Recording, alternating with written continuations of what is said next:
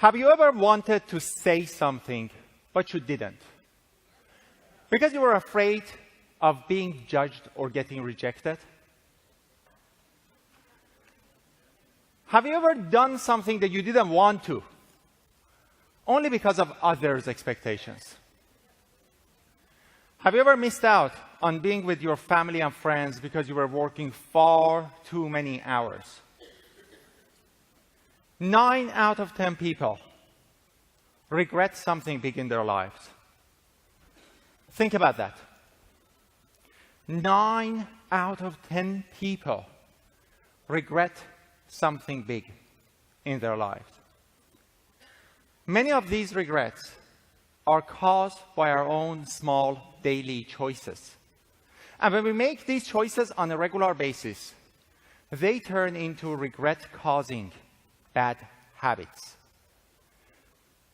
We spend far too many hours on social media, checking fun profile after the next one video, share this, share that, and then hours are gone.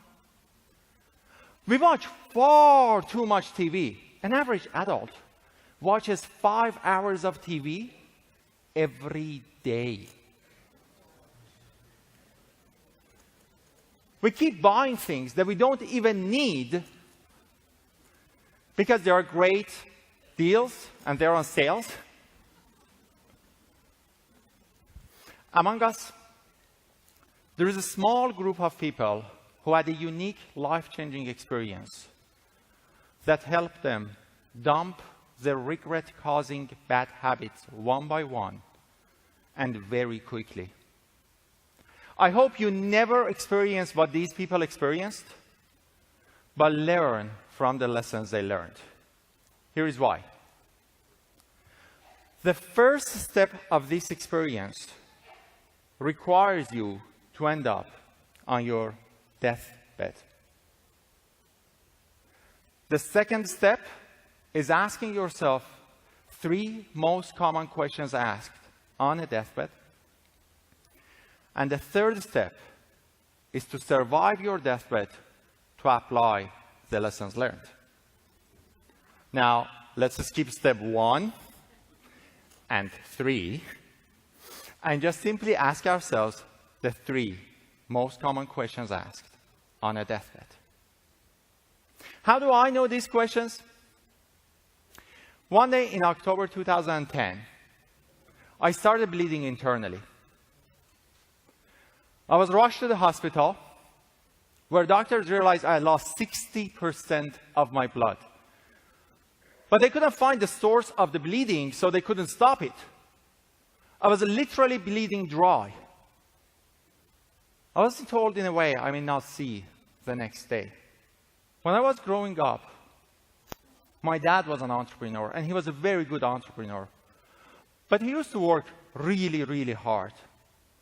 Although we were living in the same home, there were times that I hadn't seen my dad for 3 months in a row because he would leave home before we woke up and he would come back home after we went to sleep. But he had a plan. He wanted to retire at age 53 and go enjoy his passion, which was traveling the world with my mom, going to Europe and Africa and Asia and see the wonders of the world. So we were very happy for him. We are like, work hard and retire early and go do whatever you want to do in your life. Hey?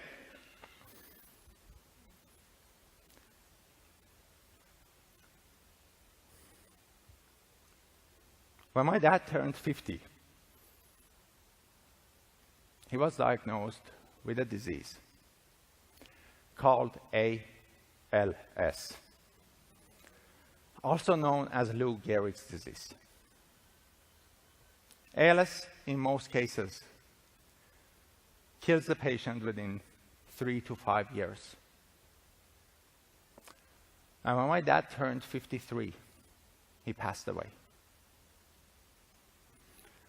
He never retired. He never enjoyed his life. He died with massive regrets. Seeing my dad's premature death made me decide to never postpone my happiness. And there I was, right before my 27th birthday, on my own deathbed. That showed me life can be really short. And it can end at any point with no announcement.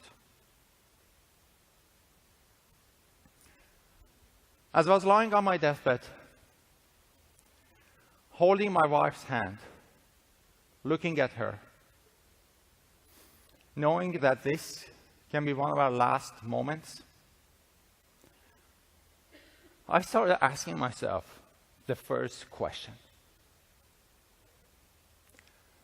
What would I regret if I died today? Thinking about the things I would regret, I started asking myself the second question. What did I make of my life? If you died today, this very day, would you be happy with what you're going to leave behind? As the time passed, my bleeding stopped on its own, just out of luck. And after receiving 5 bags of blood transfusion, which was half of what I needed and all they could give me, I started having a little bit of hope that I may survive my deathbed today. So I started asking myself the third question. What would I change if I survived my deathbed today?